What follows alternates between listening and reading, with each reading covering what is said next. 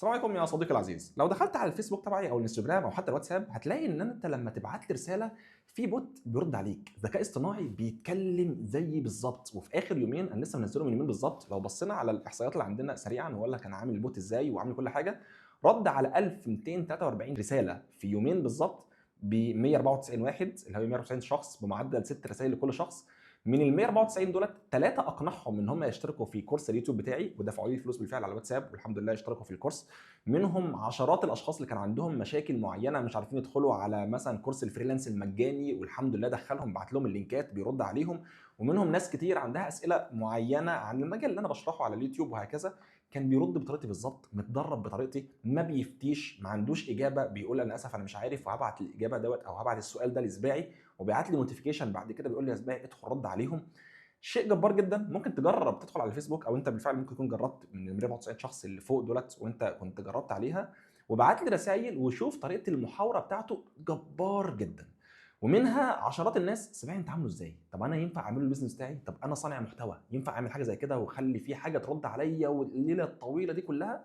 فتعالى اقول لك انا عامله ازاي.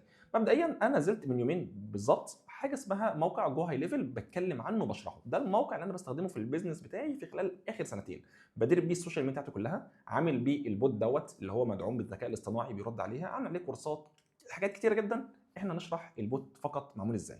فعشان تدخل على جو هاي ليفل هتلاقي في فيديو من تحت السلسله بتاعت جو هاي ليفل بنشرحها، فاحنا مش هنشرح ازاي بتعمل اكونت على جو هاي ليفل، ده بالفعل مشروح. بس احنا ندخل يعني هنا اوريك البوت عامل ازاي، فاقول لك احنا بنعمل ايه في جو هاي ليفل. مبدئيا لما تدخل على جو هاي ليفل بتدخل على حاجه اسمها الماركتنج من هنا، الاكونت بتاعك هتلاقي شكله عامل من كده. هتدخل على الماركتنج من هنا، ومن الماركتنج بتضيف في السيتنجز، بتضيف السوشيال ميديا بتاعتك، بتضيف الفيسبوك، بتضيف الانستجرام، بتضيف اليوتيوب وتيك توك وهكذا، بس احنا محتاجين الفيسبوك والانستجرام، وبتضيف كمان الواتساب عشان البوت يرد عليهم. فلو دخلنا لاعدادات البوت ودخلنا على حاجه اسمها من هنا اي اي ايجنت، الاي اي ايجنت اللي هو بيبقى فيه كذا حاجه، لو دخلت عليه هيقول لك والله انا عندي فويس اي اي وعندي كونفرسيشن اي اي. بالمناسبه انا عندي موقع بيتكلم بالعربي، الموقع بس دوت عامله لشيء معين في البيزنس.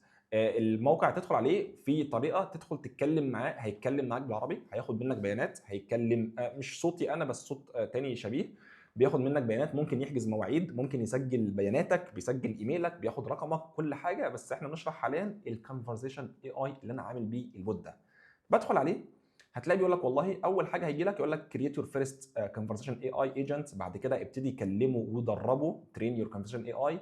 بعد كده ممكن تخليه يحجز مواعيد، ممكن تخليه يرد على كل حاجه في الشات وهكذا. احنا هندوس مثلا على كرييت يور فيرست كونفرسيشن اي اي ايجنت اللي هو هيبتدي الشات بوت بتاعنا.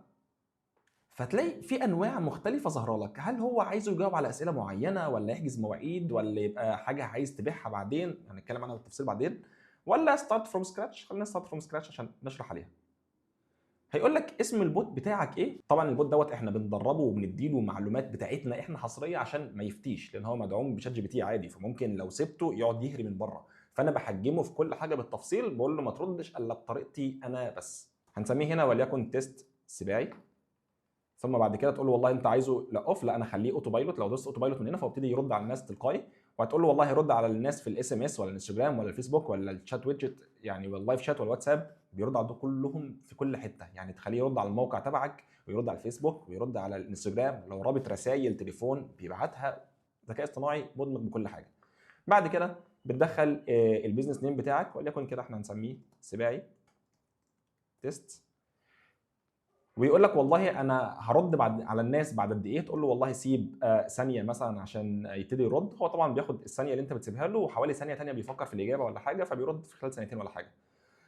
عدد الرسائل القصوى اللي انت ممكن تبعتها لشخص واحد في المحادثه انا بخليها مثلا 100. لما بتست في الاول بخليها حوالي 30 بس، يعني لما اعلنت عن البوت بتاعي خليتها 30 رساله بس عشان ما نهريش اكتر من كده لحد ما اتدرب وراجع البوت وادربه تاني. فانت هخليها زي ما انت عايزه، وهتخليه ينفع يحلل الايمجز الصور والفويس نوتس وهكذا. بعد كده بيقول لك والله لو انا رديت، انا احيانا ببقى عايزه ما يهريش، فلو انا رديت على حد معين بقول له لما انا ارد على رساله معينه انت اقعد ساكت، انت عايز تقفله اقعد ساكت لمده ساعتين، يمكن احب انا اتكلم معاه وناخد وندي في الحوار مع بعض. فانا بقول له والله ايه اتقفل لمده ساعتين او لمده ساعه او لمده 10 دقائق، بحيث ان انا ارد عليه من نفسي، بعد كده ترجع تشتغل تاني وتاكتيفيت بعد ال 10 دقائق على حسب عايز تعملها ولا لا. اتفق معاك جدا. طيب ايه البرايسنج يا سباعي؟ ايه سعر الاي اي بوت؟ مفيش حاجه لله والوطن. فجو هاي ليفل ليه السعر بتاعه الاساسي اللي احنا اتكلمنا عنه اللي هو حوالي $97، تشترك فيه 3 اكونتس، يعني ممكن 3 بزنس مختلفين كل واحد فيهم يدفع حوالي $30، فبتاخد 3 اماكن مختلفين واتكلمت عنه بالتفصيل ممل في الفيديو تبع جو هاي ليفل. بعد كده في تكلفه للاي اي ايجنت ديت، حاجه يا اما تستعمل البلان اللي انا انصحك بيها في البدايه اللي هي توكن يوزج كوست اللي هي كرنت بلان على حسب استخدامك. تقريبا ال1000 رساله بتبقى بحوالي $، ويمكن اقل كمان لو انت استخدمت موديل اقل من شات جي بي تي. واعتقد التكلفه الاجماليه اللي انت بتتكلم في ال1000 رساله $، يعني بتتكلم في 30,000 رساله ب $30 اللي هي محدش هيوصل لها الا لو بزنس كبير. بتتكلم ب 1000 ونص مصري دوت، يعني لو حد خدمه عملاء هو حرفيا لو انا كنت جبت حد عشان يدير لي الرسائل بتاعتي هدفع له حوالي 5000 جنيه في الشهر، اقل حاجه ممكن ادفعها 5000 جنيه في الشهر. انا ب 1000 ونص جايب حد 30,000 رساله، ما بتحصلش طبعا. بيجيب لي ناس، والحمد لله الناس اشتركت في الكورس، كل حاجه بالتفصيل الممل، بيرد زي بالظبط. فديت يعني حاجه ناجحه جدا بالنسبه لي. او هو بيقول لك والله انت ممكن تشتري ب $97، و$97 ديت هتاخد انليمتد رسائل، انليمتد اي اي ايجنتس، رسائل تليفونيه يعني يتكلم بالصوت انليمتد، يبعت رسائل انليمتد، تعمل فانلز انليمتد، تعمل مش عارف ايه، حاجات كتير جدا انليمتد. بس $97 غالي، فانت الافضل بالنسبه لك حاليا اتعامل كرنت بلان توكن يوزج كوست زي الفل كده، دوس سيف. هيقول لك والله البوت اتعمل زي الفل جدا. هيا سباعي انت عايز، لا احنا عاملينه اوف دلوقتي حاليا، فانا بقول له والله هكذا. البوت بيقول لك والله يا سباعي خلاص الدنيا انت تمام. في حاجه اسمها البوت تريننج والبوت جولز والداشبورد. ايه البوت تريننج ديت؟ لو دخلنا عليها هيقول لك درب البوت بتاعك. هتدربه على ايه عشان يرد ازاي؟ وهو جنبيه عامل لك حاجه كده ديمو، وبيقول لك والله ابعت له رسائل من هنا. فانت في بيقول لك سيلكت نوليدج بيز، يعني اختار من هنا قاعده البيانات والمعلومات اللي انت مديها لنا عشان ارجع لها. فانا عامل حاجه اسمها نوليدج بيز لجو هاي ليفل، حاجه اسمها اليوتيوب كورس، حاجه اسمها الفريلانسنج، وهكذا. فانا الفريلانسنج دوت انا مدربه على حوالي مثلا 100 سؤال بيجوا لي في الفريلانس، فهو عارف يرد ازاي لو حد احتاج مساعده. اليوتيوب كورس انا مدربه على الكورس بكام، بيفيد في ايه، سعره ازاي، تشترك ازاي، لو عندك مشكله تلاقيها ازاي، كل الحاجات بتاعتي. فهو عارف بيرد بطريقه بتحكيه بطريقه سلسه جدا، يعني مش بياخد الاجابه بس، هو بيبنيها على حسب السؤال اللي قبليه.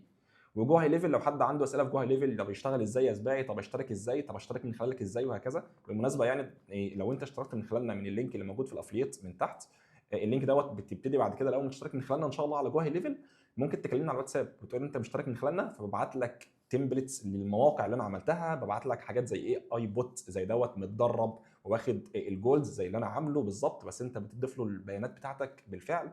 حاجات كتير جدا ببعتها لك، يعني غير اللي هي بتبقى في بعد كده دعم ان شاء الله مع بعضنا سوا. لو اي شروحات انت محتاجها في جو هاي ليفل ان شاء الله، فدوت حاجه انا بشتغل بيها من زمان، فباذن الله هتلاقيني موجود معاك، فممكن تشترك من تحت ان شاء الله. طيب فانا بقول له قاعده البيانات. طب قاعده البيانات دي اجيبها منين يا سباعي؟ انا ما عنديش قاعده بيانات. لو انت لسه تعمل من جديد هتقول له كرييت نيو. هتسميها ايه؟ هنسميها تيست مثلا، سيبها انا بتست. وهقول دي تبع فيديو اليوتيوب بنتست. طبعا انا كاتب عندي في كل حاجه قاعده بيانات، كاتب دي بتاعت ايه بالظبط عشان ما انساش يعني، فانا عارف دوت بالتفصيل. فانت اكتب انت عايز تفتكر النولج بيز دي تبع ايه. هدوس كرييت من هنا، فمن هنا فتحت لنا النولج بيس تيست سباعي دي تبع الفيديو اليوتيوب بنتست. هيقول لك انت عايز تغذيني على ايه بقى؟ دي اي مصدر انت حاطه من هنا هيتغذى عليه، يا اما بتغذيه على حاجات تبع الانترنت او اسئله معينه او تيبلز معينه او ريتش تكست تكتب له تكست او ترفع له فايل ابلود وهكذا. يعني انت لو عندك موقع ممكن تبعت له لينك الموقع فيتدرب عليه، يبقى عارف خلاص انت بتتكلم عن ايه وهكذا. انا بحب عشان تبقى طريقه فعلا محترمه جدا. انا مثلا لو انا عندي محتوى معين او عندي اي حاجه انا بحب ريتش تكست. خلينا برضو نشوف ريتش تكست عندي مثلا عامل ازاي، يعني ندخل على البوت بتاعي عامل ازاي. يعني مثلا دي النولج بيس بتاعتي تبع الفريلانسنج، انا مغذيه بايه؟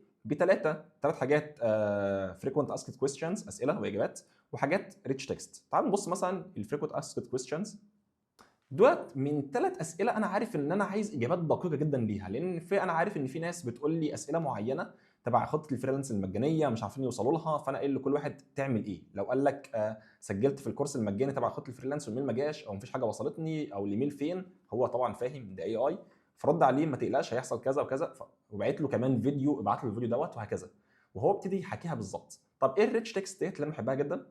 هنا يعني انت تبعت له تكست مثلا او معلومات معينه ياخد باله منها، مثلا اشهر الاسئله دي انا بالفعل صانع محتوى وعندي فيديوهات كتير، فدخلتها على الاي اي وقلت له بطريقتي بالظبط جمع لي اشهر 100 سؤال ممكن اتسالهم في المعلومات اللي انا بقولها بالظبط، وقول لي اجابتها بطريقتي انا بالستايل بتاعي. فانا مجمع، بص هل فريلانس بيجيب فلوس وانا نايم؟ هل لازم اسيب وظيفتي؟ هل كذا؟ ودي اجابات من المحتوى بتاعي انا واخدها ومغذيه، ومن هنا كذا ومن كذا ومن كذا، دي كلها اسئله، دي كلها حاجات انا بقول له عليها. وفي حاجات تانية حاجات عامه، لو حد سالك على شخصيه اسمها برعي يعني شخصيه خفيفه وهكذا اعمل ايه، حاجات تبعي. لو حد سالك على سباعي كذا، انا مغذيه على البيانات ديت، فخلاص كده. فهي دي قاعده البيانات. فانا عامل واحده للفريلانس، وعامل واحده لكورس اليوتيوب، قاعده بيانات خاصه بكورس اليوتيوب منفصله، وعامل واحده لجو هاي ليفل. وبعد كده لما باجي في البوت طبعا الكونفرسيشن اي اي، هتلاقيني لو اخترت البوت بتاعتي انا من هنا، دي الفريلانس زاويه مين بوت، وهي بالفعل شغاله حاليا، ممكن تدخل تجربها على الفيسبوك او الانستجرام او الواتساب بتاع جو هاي ليفل مش بتاع كورس اليوتيوب، او اللايف شات. هتلاقي مثلا في البوت تريننج انا مديله النولج بيز، هو بيقول لي ينفع لحد 7، فانا مديله بالفعل 3 اللي هي الجو هاي ليفل مين، اليوتيوب كورس مين، الفريلانس ابديتد، كل حاجه فيها انا مغذيها بمعلومات معينه. ومن هنا ممكن بقى تبتدي التست ما قبل وما بعد. يعني مثلا هنا لو قلت له مثلا كده السلام عليكم، هيرد عليا ازاي؟ انت بتست البوت بتاعك، فلو قلت له السلام عليكم هيقول لك اهلا بيك، اقدر اساعدك ازاي؟ لو عندك اي استفسار عن فريلانس، اليوتيوب، برنامج نوشن، او حتى السيستم اللي بشتغل بيه، قول لي على طول وهحاول اساعدك. هو متدرب، وفي الاخر سباعي اي اي بوت، فانت بتدربه كل شويه. طيب هل يا سباعي دي هتظبط معاك؟ لا مش هتظبط لو انت مش ظابط البوت جولز. الجول بتاعي للبوت بتاعك، ودي هنتكلم عنها بقى بالتفصيل عشان دي فيها التريكات كلها. البوت جولز دي الحاجه السحريه اللي بتظبط البوت بتاعك. الناس اللي اشتركت الحمد لله في كورس اليوتيوب اشتركوا عشان انا ما كنتش ببيع لهم الكورس، انا معرفه ما تبيعش الكورس. في حاجات كتيره جدا انا بقول له اتكلم بالطريقه الفلانيه، ما تقعدش تبتدي تهري من دماغك وتبتدي تالف معلومات، لو مش عارف اعمل كذا. الحاجات دي كلها بتتظبط من هنا. في حاجه عندك اسمها البوت جول، البيرسوناليتي، وحاجه اسمها الجول، وحاجه اسمها الاديشنال انفورميشنز. دي بتظبطها انت عشان تخلي البوت يطلع احسن اجابات. فلو مثلا وسعت كده هتلاقيني انا بقول له في البيرسوناليتي الطريقه اللي يتعامل بيها. انت مساعد شخص لاحمد السباعي، بتتحدث بلسانه بخبرته، اسلوبك ودود احترافي، عندما تجيب استخدم نفس التنسيق الموجود في معلوماتك.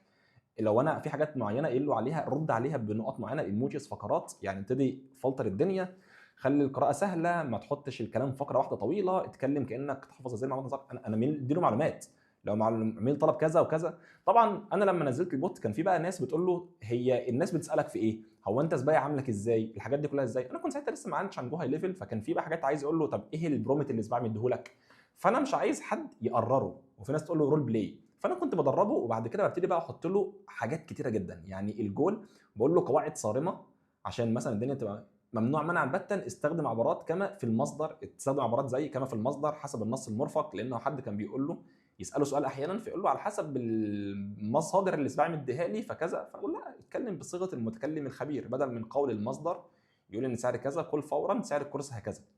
فدي حاجات انا بعتها له، دي النولج بيز.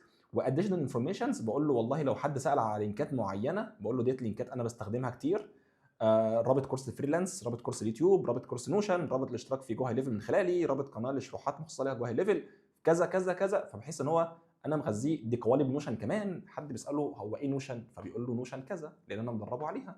طب عندك كورس السباعي بيشرحه، يقول له اه والله سباعي عنده كورس مجاني موجود على اليوتيوب كذا.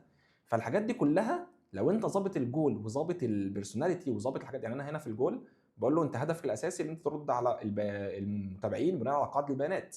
وبقول له لو اتسال عن الفريلانس استخدم المعلومات الخاصه بكورس الفريلانس المجاني وقدم النصيحه ثم الرابط هنا كذا. لو سالك عن نوشن وجهه. الحاجات دي بتظبطها، وكل ما تقعد تظبط شويه تبتدي تتست، تكتب هنا سؤال وتشوفه بيجاوب ازاي. طيب لقيته ان هو مش ظابط احسن حاجه، ابتدي يا اما هتعدل له في قاعده البيانات اللي انت مدينها له، يا اما هتعمل له في البوت جولز. وبعد كل الاختبارات بتبتدي تعدل عليه لحد ما يبقى متمكن جدا. انا لسه منزله من مثلا يومين، فبدات الشباب بيبعتوا لي اسئله، فبدات احط له حاجات في النولج بيز عايز اخزيها بيه اكتر، وانا قايل له ما تهريش، لو مش عارف سؤال معين قول اللي انا هبعته لسباعي. وحاجات كتير بتبتدي تتحكم فيها. طيب امتى يا سباعي تخليه يوقف؟ في هنا حاجات بقى لو انت عايزه يحجز مواعيد، لو انت عايز يعمل تريجر او ورك فلو، لو حاجه معينه حصلت فسيناريو كامل على جو هاي ليفل يحصل. جو هاي ليفل بحر كبير جدا، يعني احنا لو تعمقنا فيه حاجات كتير بتحصل عليه. فسيناريو معين يحصل، لو انت عايز تابديت الكونتاكت بتاعه امتى، لو امتى توقف البوت، امتى تخليه هيومن هاند اوفر، دي انا بعملها وبتستها كل شويه. مثلا سيناريو معين لو عملت انيبل سيناريو، لو حد قال انا عايز اكلم المانجر او انا عايز اكلم سباعي نفسه مش البوت او كده، ففي الحاله ديت البوت بيقف وبيبعت نوتيفيكيشن لاحمد السباعي وبيقول له فاينل مسج ابعت هنا، وهنا ابعت له مثلا حاجه زي بما ان حضرتك طلبت منك انك تكلم سباعي، فانا كده واقف ان ابعت رسائل من البوت لمده 8 ساعات بحيث ان سباعي يكون هو اللي رد. حاجات انا قايل له بحيث ان سباعي يرد بنفسه وبعد كده ارجع اشتغل تاني. اكتب له الرساله اللي انت عاوزها عادي، اقفلها براحتك ورياكتيفيت البوت بعد 8 ساعات وهكذا. وحاجات كتير لو انت ما عندكش انفورميشن امتى توقف البوت، قول له والله ما عنديش انفورميشن توقف البوت ولا لا، طبعا كده خلاص اشتغلت هنقفلها تاني. حاجات كتير جدا انا مغذي البوت، بقول له لو حد سال على سباعي وعايز يكلم سباعي ابعت له لينكد ان بتاعي واقول له سباعي بيرد هناك، ولو حد محتاجني في بيزنس معين ابعت له الايميل بتاعي وبعت له الايميل. ادخل بنفسك تيست البوت عندي على الفيسبوك او الانستجرام شوفه بيعمل ايه. فديت حاجات كتير في البوت كله انا عامله بجوه ليفل. فكرك تاني ان شاء الله ان القناه اللي انا منزل عليها دي مش القناه الاساسيه، دي القناه الثانيه بتاعه جوه ليفل بس.